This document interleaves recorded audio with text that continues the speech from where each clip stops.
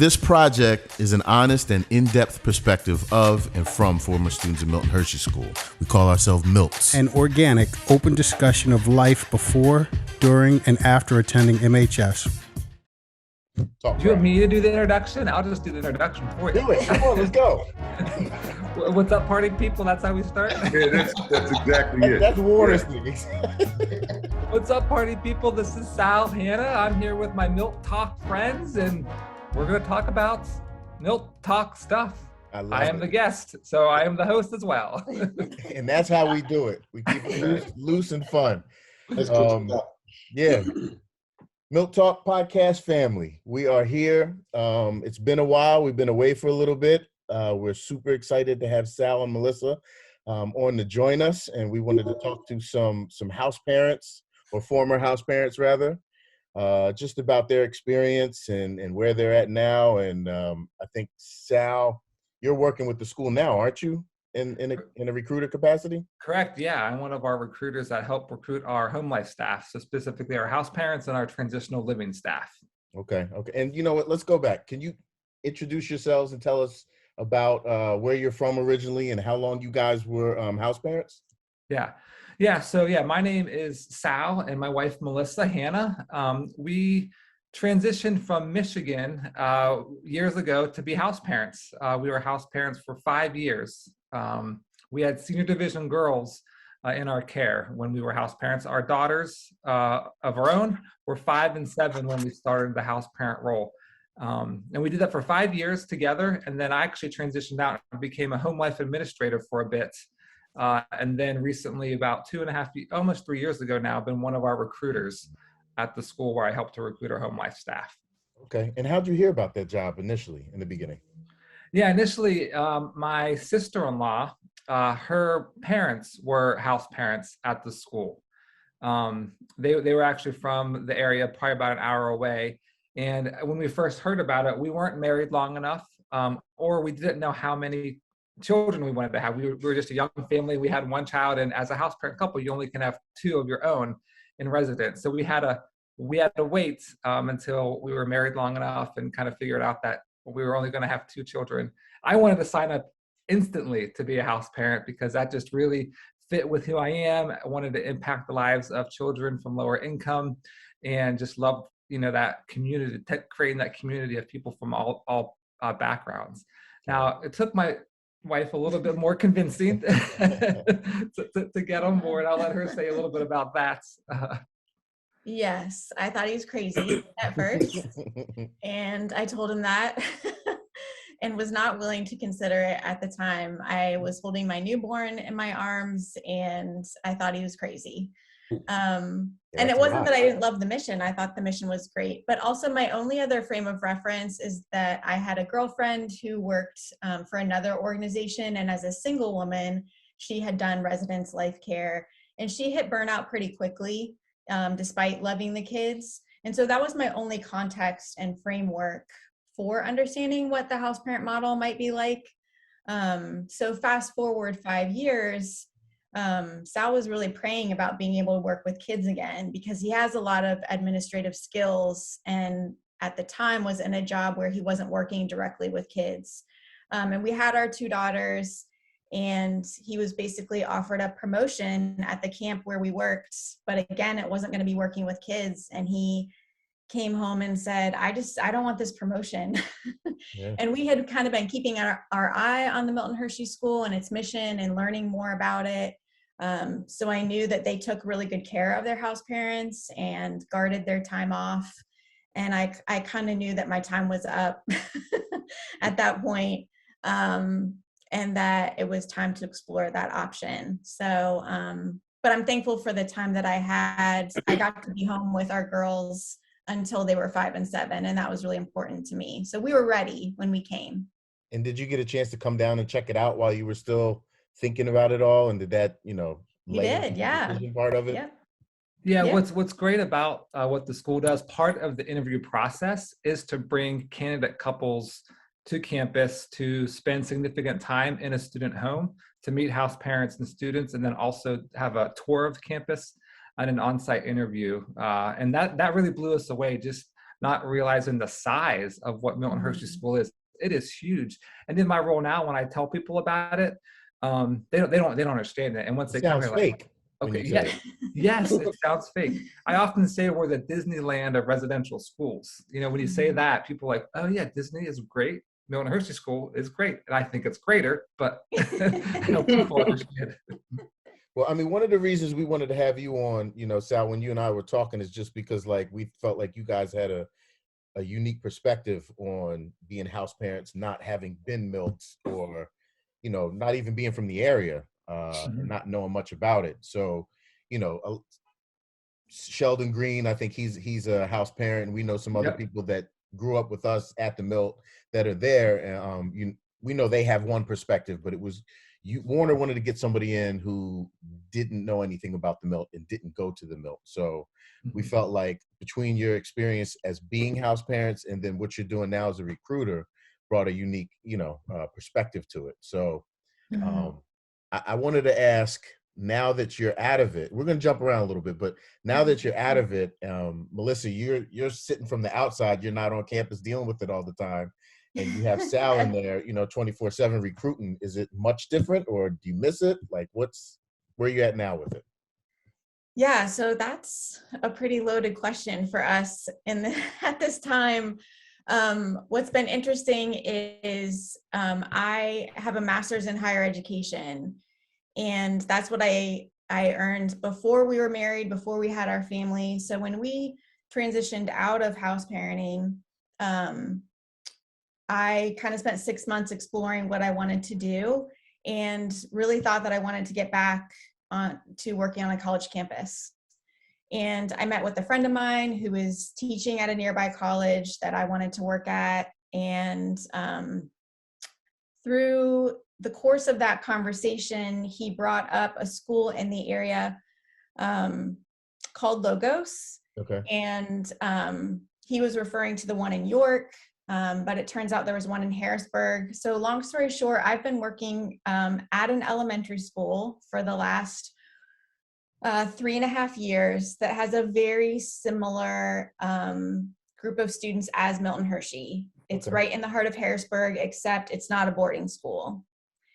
And what has been so interesting and helpful about that is I've actually gotten to know families more than I did when I was a house parent, because even though we had relationships with our sponsors, it was mostly by phone, you know, or when they came to pick up the students. But now I see parents and families every day, because most of our students are driven to school and picked up. And then we're small, so I've gotten to build relationships with parents. So two things. One is I've really grown to love the elementary school age, even though I was thinking that I want to get back to working with college students. And I just have a whole new appreciation for families, and for families who just have a lot of obstacles in their life. I personally grew up lower middle class, but I have 6 out of 10 ACE factors. I don't know if you're familiar with the ACE study. So a lot of Milton Hershey students now they would say have a lot of ACE factors, which is adverse childhood experiences. And it's the main ACE factors. I think there's 10 of them, and it just has to do with those big obstacles, those big trauma obstacles. Well, you know, Milton Hershey students, that's kind of, that's where we come from. Yeah. Yeah. Right. In. So you wouldn't guess that by looking at me, because I look upper middle class, I'm white, but I actually have 6 out of the 10 ACE factors in my background, and have done a lot of personal work to overcome the trauma that I've been through. So all those things factor into me loving the mission. I was going to say, you can't judge a book by its cover. That's one thing I learned. Yeah. Like, you know, people whatever, and you don't know people's stories. So right. You really don't. Yeah. So all that is to say, all that I just shared has led us to a new juncture in our life where we are actually, and maybe Sal told you this, we've applied to go back to house parenting, Ah, Really? and we're in the process of going back. hear that, Pete? So we're gonna need you to give them a raise and bring them back. Unless- Right? All right, my man. You know, you said something. You mentioned this part about these ACE factors. So I gotta Google everything. So I had to throw it in the Google box and just. Yeah, good. I'm glad you did. So I'm looking at them, and I'm just going off of personal interaction of people that I know, probably all of us on this call. And I'm not sure that I haven't had it. I think I got all 10 Yeah, you might. of these Yeah. ACE factors, every single one of them. Mm. And I'm thinking a majority of the people that we went to school with got to go 9 out of 10, 8 out of 10 all day long. Adele, can you read them real quick? What they I sure are? will. Hold on, my phone is doing stuff. This is one of the rare times I'm not on this call on my phone. But the first one says physical abuse, and then my phone did something else. The next one said sexual abuse, verbal abuse, physical neglect, emotional neglect, a family member who is depressed or diagnosed with other mental illness, a family member who is addicted to alcohol or another substance, a family member who is in prison. So there's 2 more, but they're all in that same, I'm sure. I mean, and just in talking with the interviews that we've had in the past, just the interviews that we've done when we ask people, well, how did you wind up in the Milt? And some of those stories were amazing. Like, I can't believe they made it just to get from that particular place in their life to even make it to Milton Hershey School. Like, you know, there was people that they had parents that the one parent killed the other parent in the presence of the brothers and sisters there. Mm-hmm. And that's just one story. I mean, there's a million probably a lot though, but that we don't even know about that were just as tragic. And without even the death piece, but the sexual piece, physical neglect. I mean, and so now you go through all this stuff, and now you're here. We're going to put you in this school with all these other people who have had just as much trauma as you have, but maybe differently. But still, and you're all in one spot. So the only thing you can probably do at the end of the day is become like us 4 and just be hilarious. You know, you really, because you probably beating the odds just to get there. Right. And so once you get there, and so that's why it's important to talk to, not all house parents were good though. So I'm not going to sit here and sugarcoat it like everybody was great, because they weren't. I think that ultimately when you get to the Milt and you get a group of house parents, it's tough because, I mean, even the president, Peter, talked about he didn't have a great experience with his house parents at first. So you just pray that you get some house parents. You're not going to always like them, but maybe that they can understand you and understand that we all have these differences where it's just like a huge melting pot. We all wound up in this one place and just try and figure it out, because I know for a fact some of the house parents had very little interaction with not just African-American students, but Asian students, Hispanic students, you name it, because there's every walk of life you want. And my name being a Goya Mbima, they didn't know what to do with me because they couldn't say my name. So, and so I had one person like start talking to me like really loudly, like, hello, how are you? And I was like word. Yeah, I'm good. We're doing it right now. Yeah, so You should have signed back. So, You should have been like, just, good. Yeah.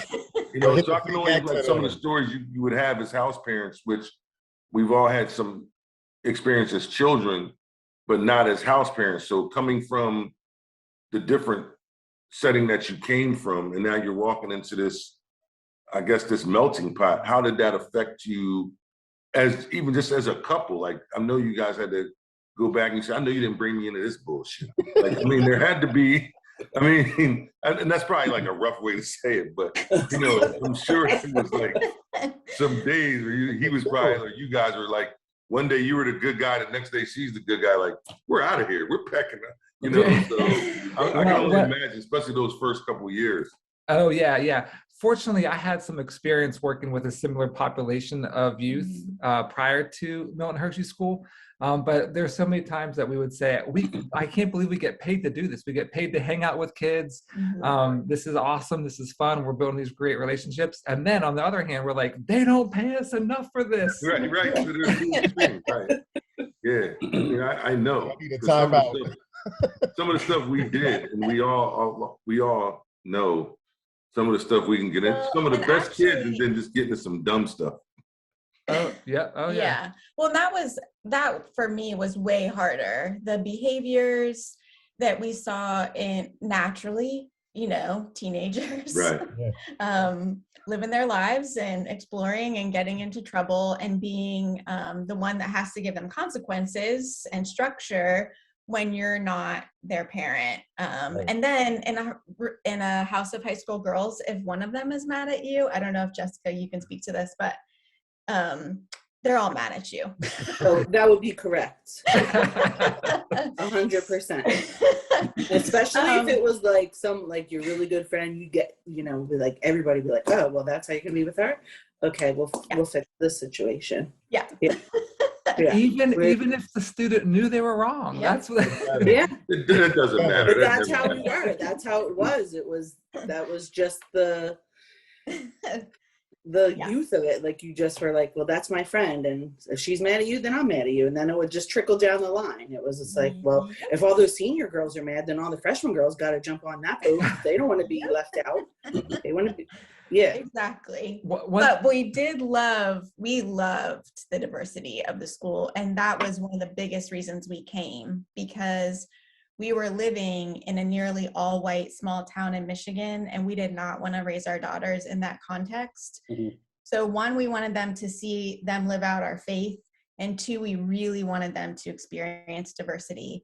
And the funny thing is, they're asking to go back, like they miss it, which is very unusual for two high school girls. You're talking about going back too, so you're not too far from where they're at vibe-wise, as far as wanting to go back and be in that energy, Yes, yeah.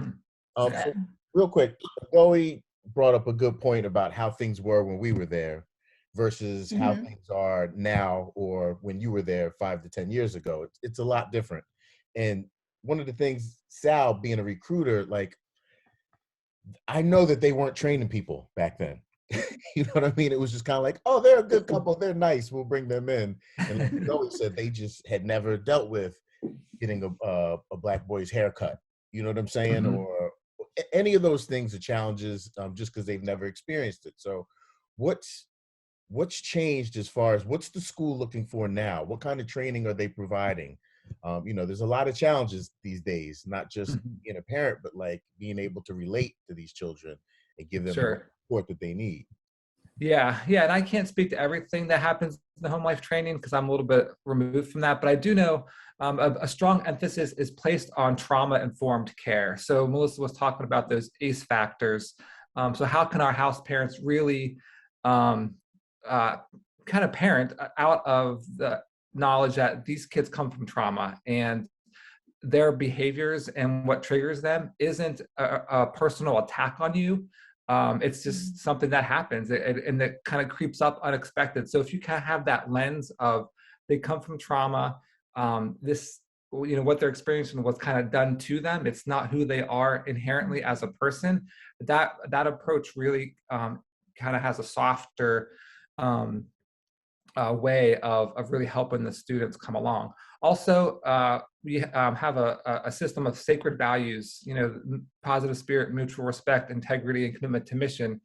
Our behavioral structure now really stems from using those to have their character impacted as a result of their choices, as opposed to you do this wrong, you're going to have this many days of detention, so you're going to have to do these, sort of restitution things, sitting at a desk writing things, that stuff is kind of out the window. But how can we have some restorative justice practices in the midst of what we do, so that you're not creating robots, you're creating people that have morals and values, and their character is kind of guiding their conduct.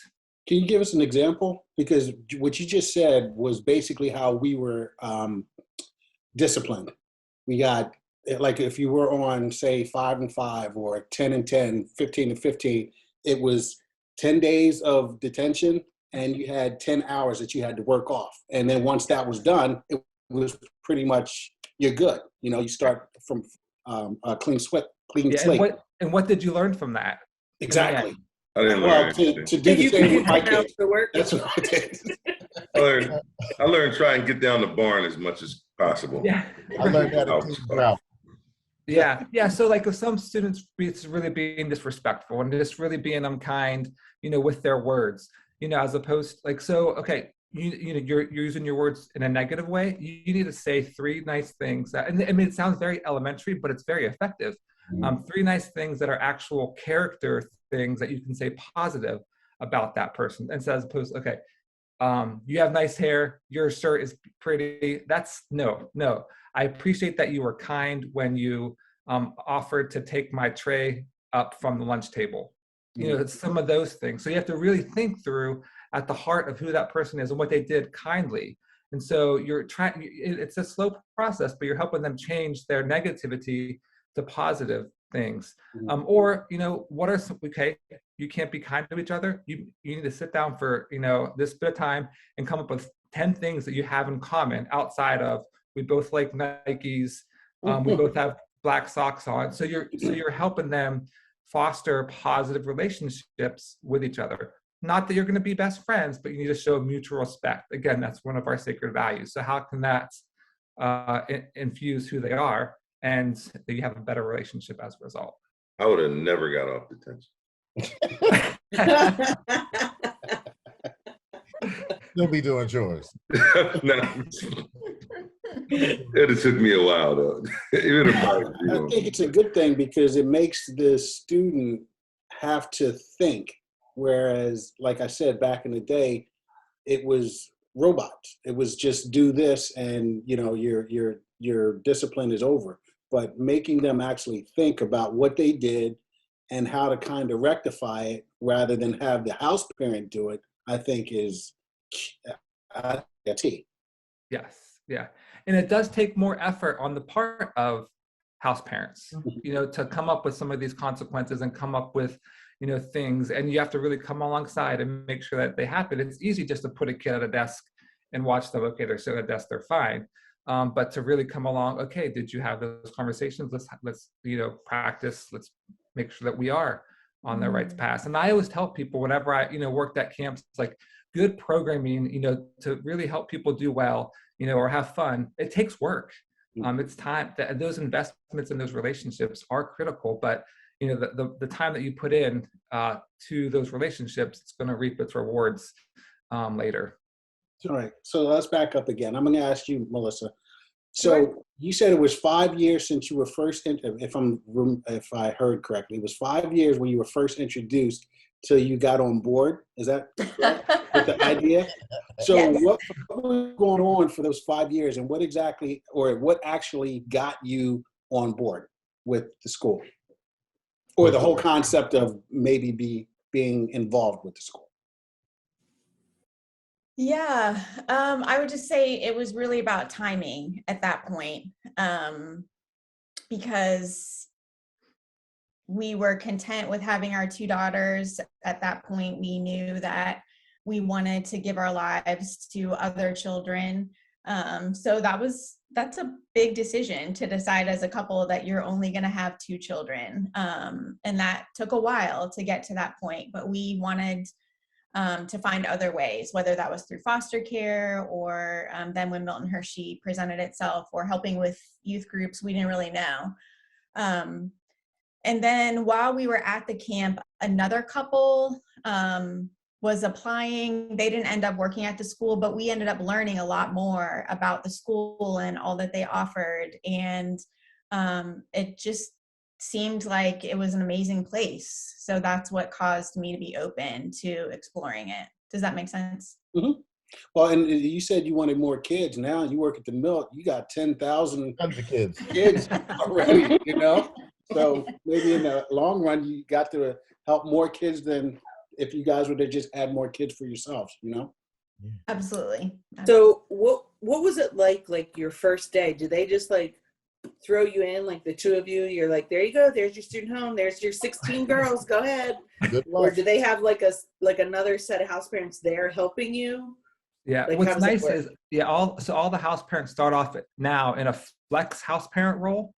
So you're not put in a home right away, because what I've learned and what I was told, like, people aren't as successful because it's like sink or swim. So when you're in the flex role, you're supporting house parents whenever they have days off. So if they're off for a couple of days, you're in there, kind of in a substitute capacity. But then also you're shadowing. So there are a couple in a home, and then you're just supporting them, and you're learning some good ideas at that time.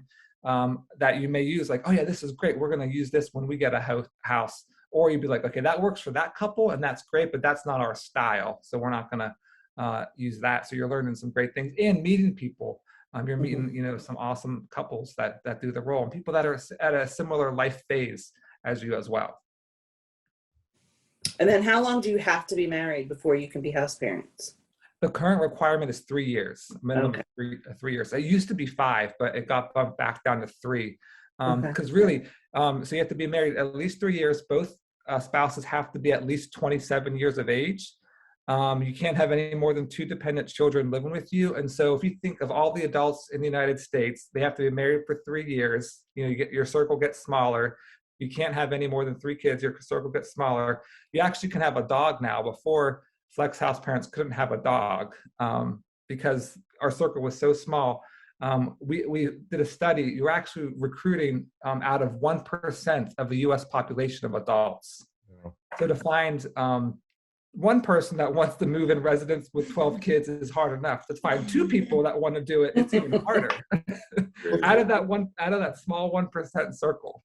They must have changed that because my house parents had dogs. Yeah. Well, so that's, again, our time versus now. Yeah. Yeah. Are there more requirements beyond that? What are some of the other requirements that? Yes, so you have to be legally able to work in the United States. So not necessarily a U.S. citizen, but you have to have a green card to be able to work in the United States. And both spouses have to have a valid U.S. driver's license because you have to drive the students in the vans. Is there a level of education or training that you need? High school diploma. Yeah, you just have to have a high school diploma. Yeah, so we don't look for any degrees or anything like that. Even your work doesn't have to be directly working with youth, because you could have a lot of volunteer experiences. So it's really that motivation, like really trying to find people that want to have their personal and their professional like intertwined. So where's I think they should. I'm sorry, how many Go ahead. student homes are there at the Milt right now? There's over 180 student homes. Wow. Break that down by division. Senior division is the largest. There's probably 70 in senior division. Middle school has 60 some ish. I don't know. And elementary 30 to 40, somewhere And how around many there. kids per house? There are up to 12 students in a home. See, this is all new to us because, again, our reference points are old. Yeah. Yeah. Elementary would have up to 9 and up to 12 in middle school and high school. Because Jessica, you mentioned 16 in a home. Yeah, I could not. Yeah, when I was there was 16 in a student home because there were 8 bedrooms and it was 2 to a bedroom. Yeah, that's what I'm used to, 16. Yeah. I think they should design a model of like a house parent academy where you got to go through some kind of boot camp, house parents boot camp, to get you guys acclimated to the students. Yeah. Well, the flexing role is kind of like boot camp a little bit, in that you don't know how long you're going to be flexing. It's kind of like the Amazing Race. You don't really know where the finish line is. You don't really know. So we flex for 10 months, but there have been other house parents that have flexed for 2 to 3 years before. So explain that really quick, the difference between, I guess, flex versus, is there a difference between flex and full-time house parents, or flex and non-flex? Because I'm not used to that term, flex. We used to have house parents, and then we had like part-time where they would come. Substitute. The weekend. Substitute. Yeah, substitute. Yeah. Yeah. Yeah. So in the flex role, the flex role is a full-time house parent, because our house parents now can work 12 days on with 3 days off, as opposed to 12 days on and have every other weekend off, and your 3 days off rotate. Incidentally, actually, that's changing. Beginning August 1st, with the new contract that got approved, House parents now only have to work 9 days consecutive and then 3 days off. So it's like actually a So win who's for running the house parents. asylum while everybody's off? What's that?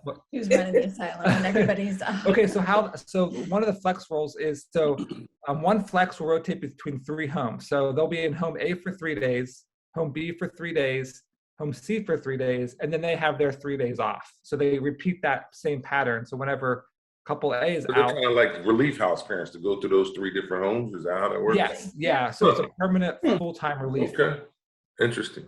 And you get So you always get the same house parents all the time.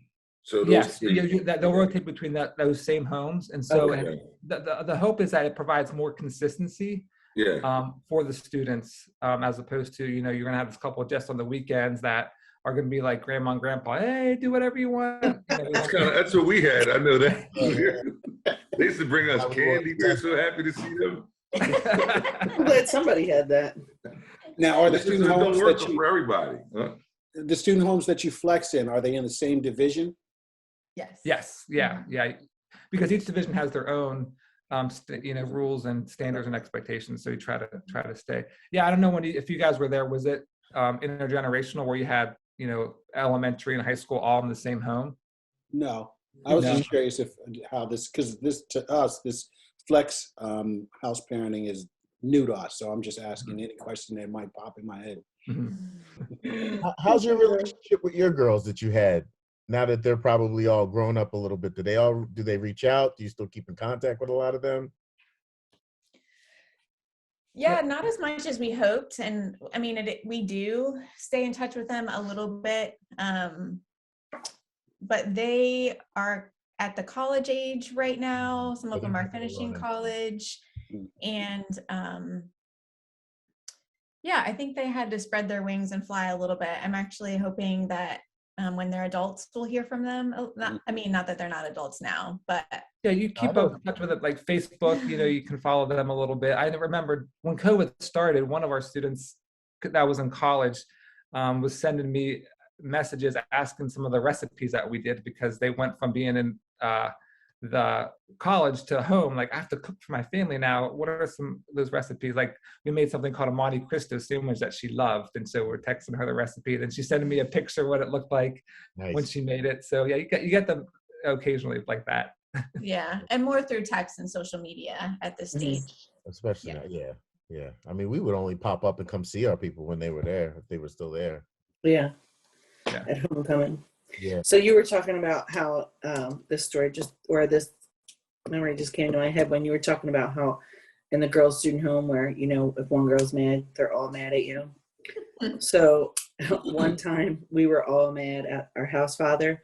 So we thought to get him back, because we would have to get our bags checked every day before school.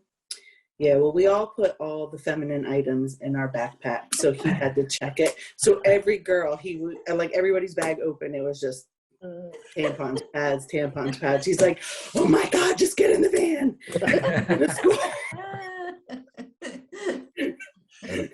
That's clever. It was stupid. Awesome. We didn't have much entertainment going on, so. Right. That's creative.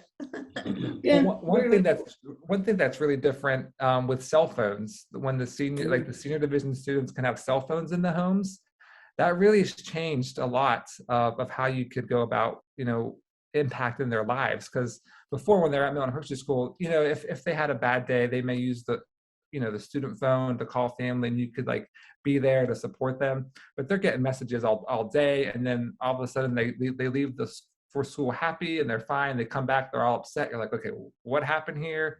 And if they're not gonna let you in yet, then you're like, okay, something happened with the phone. Like, reach back out to the families. So that's really made it, a little bit more challenging, because they're trying to live in both worlds, as opposed to let me kind of focus my life here at Milt and Hershey. So really trying to teach to. Does the school provide the phones, or does that personal? That has to be personal. Yeah, they're personal phones. The students get technology for schoolwork, so laptops or iPads. So there's one-to-one technology there, but for personal use. So elementary and middle school students, they're not permitted to have cell phones, at least while they're signed in to the school. Only the senior division kids can. Yeah, I would have never made it with a cell phone or social media the way it is now. Mm-hmm. You just have, so I feel like in some circumstances with these young people, and of course, especially according to what age you get to the Milt, which I also feel is kind of important. I don't think I would have made it.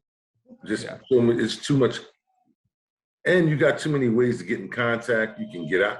Uber, I'd have probably Ubered home a couple times or something. Yeah, I could just, there's just so many ways to do certain things. So, oh my goodness. Did you have? I'm so happy I don't have to. I wasn't there because I don't think I would have made it. So, how old were each of you when you came to the school? I was 9. Okay. I was 8. I was 4th grade. I think I was 11. Yeah. Yeah. I think I was 11. Divisions. I might have been 12. Okay. Because I didn't come till like 7th grade, like the end of 7th grade or something like that. So I was fortunate because most people that in conversation come that old, they don't make it. Mm-hmm. Right. Yeah. So yeah, the oldest age you can be admitted is 15. For some reason, we were fortunate, or not fortunate really, to have 15-year-olds, but they were young 15. So they were actually in 11th grade.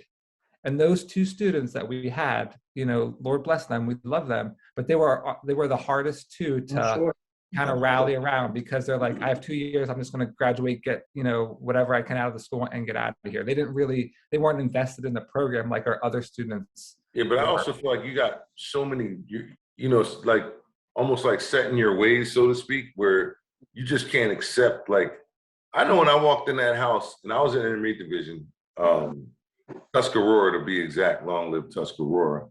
But I just remember looking in here. I'm coming straight out of Philadelphia, and just looking at all these kids, and it wasn't just white kids. Like we had Indian kid, Spanish kid. It was a whole bunch of us.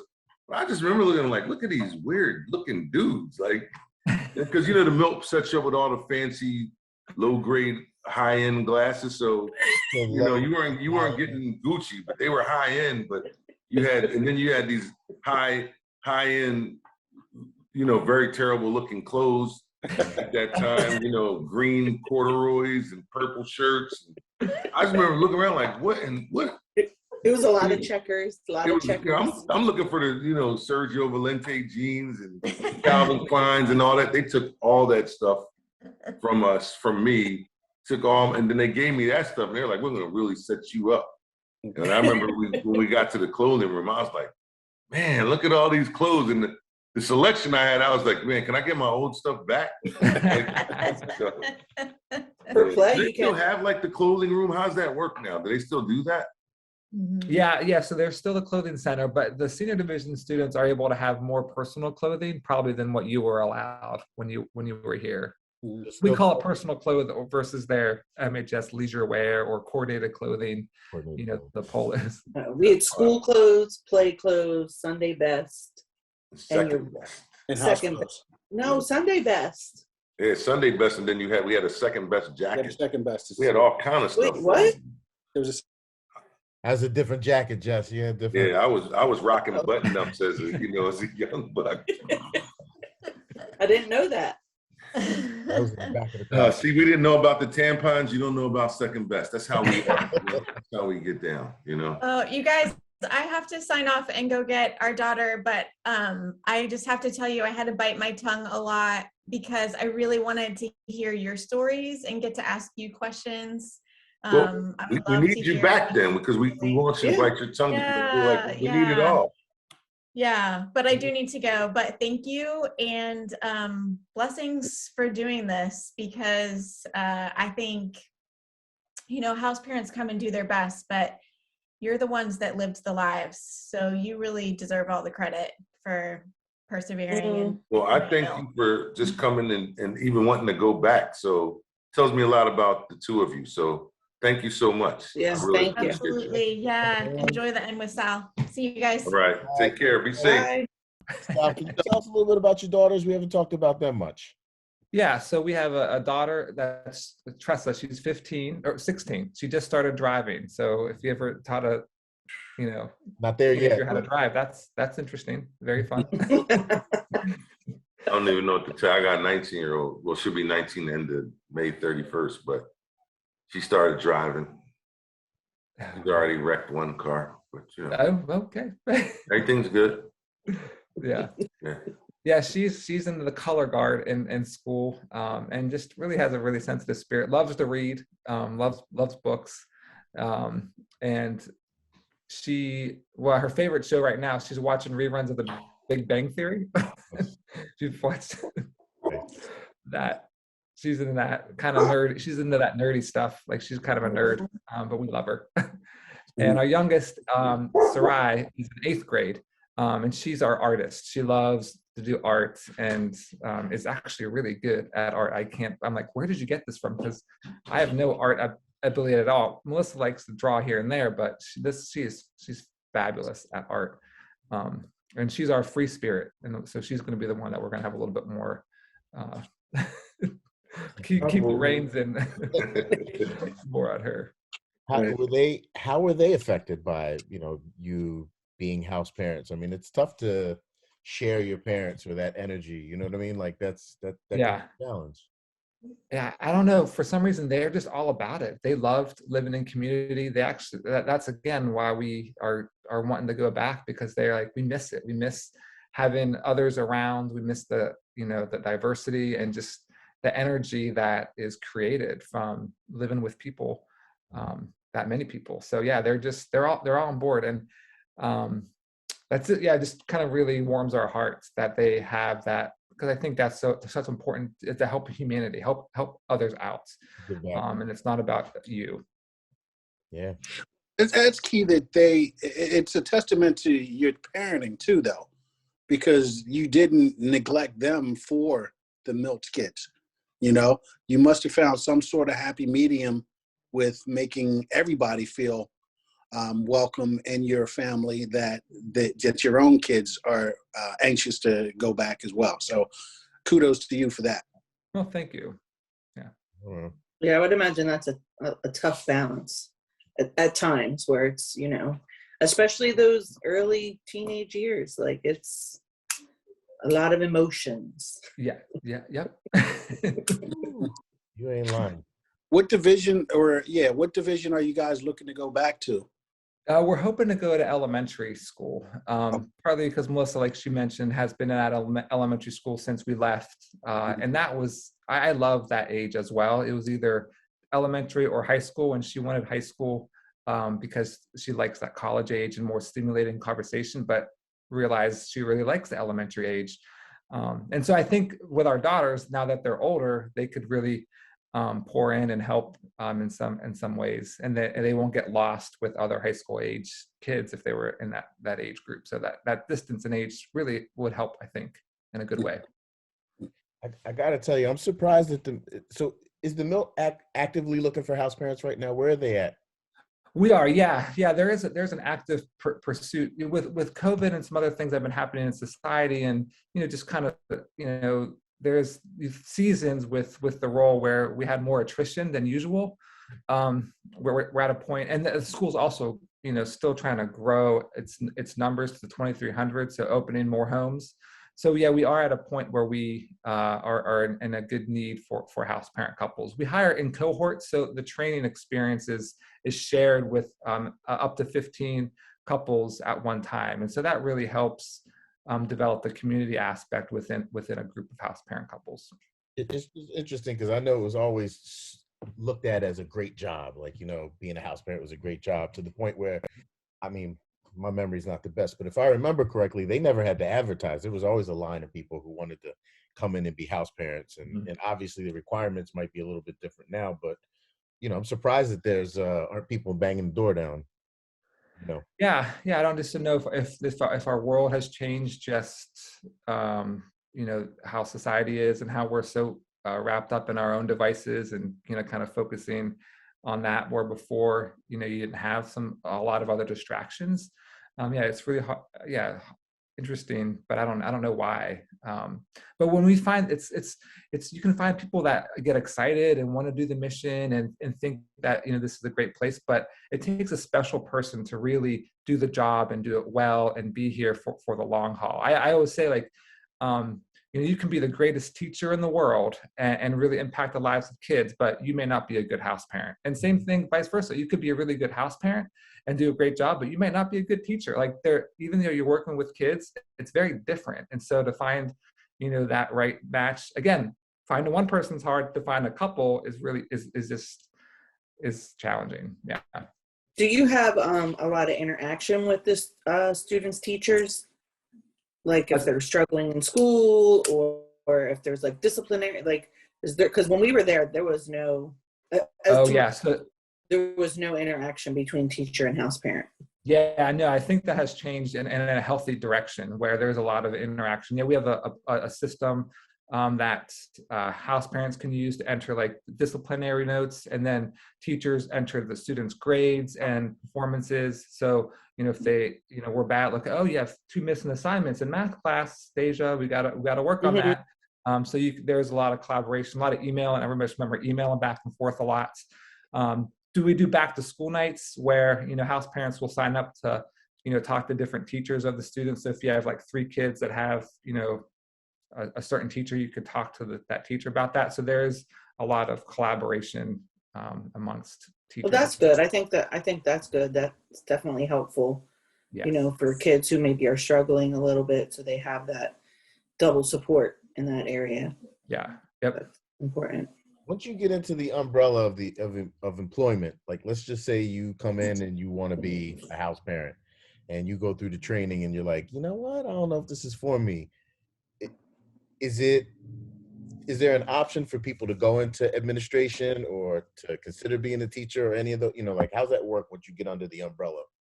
Yeah. So once you're in any role at the school, if there's another position that's open, you're welcome to apply for it. It's not a guaranteed, let's give it to this person. They would have to go through that interview application process. But if they're qualified, yes, many house parents have, you know, obtained other roles at the school, and they're like, okay, this, you know, we love the mission, but, you know, this house parent role really didn't work out for us, but there's other positions on campus that might.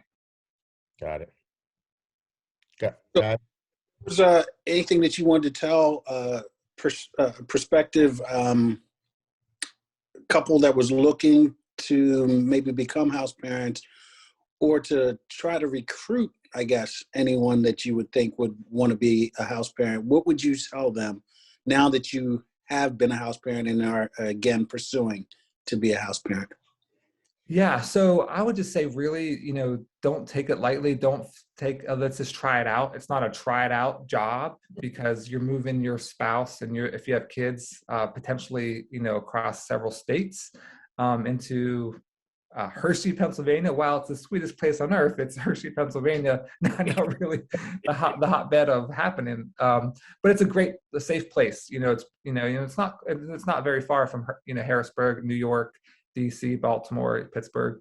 So just really because it's your life. It is, because nobody in the world understands what you do unless you lived it, whether you're a student or you actually were a house parent. You know, nobody knows it. Even other staff at Milton Hershey School don't get what it's like to be in home life.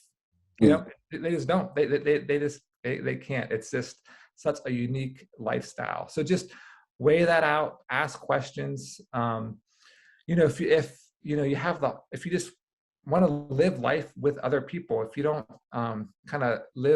if people live for these extra things in their life, like I have to go on the weekends and do this and go to the Broadway show and go to Starbucks whenever I want to, that's not going to happen when you're a house parent. You just can't drop yourself and just go to the birthday party, because your life is, you're going to make sacrifices. And are you okay to make those sacrifices? Because that happens. So, but it's so rewarding. I think the impact that you're going to make, you don't get those thanks right away all the time, but you know, several years down the road, they get like, oh, like, thank you. We would always tell our students, we're going to be the house parents that you need.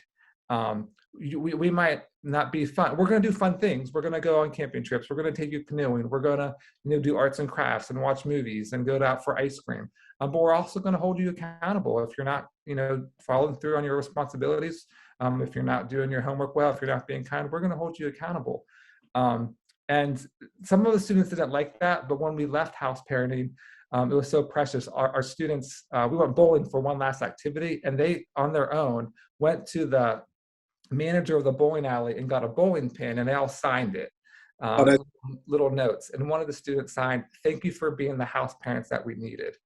And that just meant so much. It's like, wow, they did get it. Like they kind of internally, even though she was a difficult kid, she was the one that wrote that and still got that. So I think, you're in it for the long haul. Like investing in other people's lives is not easy. And I think, people that come from human services, like that's tiring work. And you don't get paid a lot, but I feel like the house parent role, to do that, you get paid pretty well. A starting salary for a couple is $84,000. And the house, and you get free housing, medical, dental, vision benefits. So if you love to work with kids and this life on life stuff is great for you, you get, it's a pretty good gig. And it's a great community. There's younger couples, there's older couples, and everywhere in between. That's awesome. Guys, you got anything you wanted to add? I don't think I do. Well, except for thank you for speaking with us. I truly appreciate it. Yeah. So I guess I can quite finish some of the stuff that I think would be helpful. So we do some online information sessions. If they go to Milton Hershey School's website, mhskids.org, we do about an hour-long presentation specifically about the house parent role, where we have current house parents talking about the role, administration kind of answering questions and talking about what it's like to be a house parent, some videos just to show you a little bit about it. So that's a great way to get an introduction to the house parent role. And we do those monthly. In May, we have one on May 4th, and then another one later on in the month. And so twice in May, and then monthly, or sometimes twice a month. So that's a good introduction to it. And I tell people, if not you, then who? You may know somebody who may be a good fit, and bring your friends. It's a large organization like we talked about, and maybe you can do it, and you can bring your friends. I always say quality people hang out with quality people. So if you're quality, bring them all. Do you guys have like house parent like meetings? I got a couple questions and I'm gonna let it go, but is there like, do you guys like have like house parent union meetings or anything like that? Or is that like a thing? Yeah, so there's actually training and meetings with the house parents every Wednesday with administration, just to make sure everybody's on the same page. And, anything new with, student development, they get trained and to be the best they can be at their job. But then, the house parent is part of a union. And so there's union stewards, and they have meetings at times. I'm not sure the frequency of what that looks like, right now. I was just curious. And the next thing I wanted to know is, you ever see some house parents and like they're not good house parents? Like, could you see that? Like, maybe have you seen that though? Is that a bad question? Well, so I think in any role, there's people that are that excel and do really well and are high achieving, and there's others that just kind of get by, and they're meeting the kind of basic expectations, and you have a sense of who those are. I'm saying, like, just off a site, you say it, like you can just see it, like it, and they wind up not making it, is what I'm getting at. Have you seen that? Yeah. I mean, once they kind of in their role for a couple, I remember one guy, I'm like, I don't know how he made it through the door. And they weren't here much longer, but I think in essence, people really want to. That's why I said it's not a fit for everybody. They're great people, have a good heart, but just the type of role that the house parent is, right? It may not work out. Yeah. I got it. Just to recap, you were saying that it's mhskids.org. Yes, mhskids.org. That would be the first place you would tell people if they're interested to go to get. There's a fact section, and then you do something twice a month live where they could get some questions answered. Is that right? Yes. Yeah. Yeah. Beyond that, where else could they go to contact you guys if they were interested in doing some research and weren't able to jump on during that time? Yeah. So there's a house parent specific web page at mhskids.org, and so they can get questions answered there. There's also a tab where they could talk to a recruiter, and that email will come directly to me. Okay. All right. And we can email back and forth in that way. Look, we're running up against our time, so I just wanted to give you a chance to say that. And then also, like Warner and Jessica and Agoy were saying, thank you so much for coming on and sharing with us and talking about your experience and letting us know where the school's at now and, giving us good information. Because I think even all of us that are Milts that think we know enough, like, I just learned a ton. I didn't know there were that many school student homes. I didn't know that they were providing training and all that. So very informative. Thank you very much to you and Melissa. And guys, you got anything? No, just thank you. No, thank you. Please extend the thanks to the missus too. I'm really impressed with that. Say some nice things and just be good to each other. I think that's really impressive because I should use that as with my grandkids. Yeah. Inspired to go, Sal. So thank Call you. me later. We'll chat more. Back on. All right, cool. All right. All right. Thanks, Sal. Thank you. Thank you. Thank you all. Bye. Bye.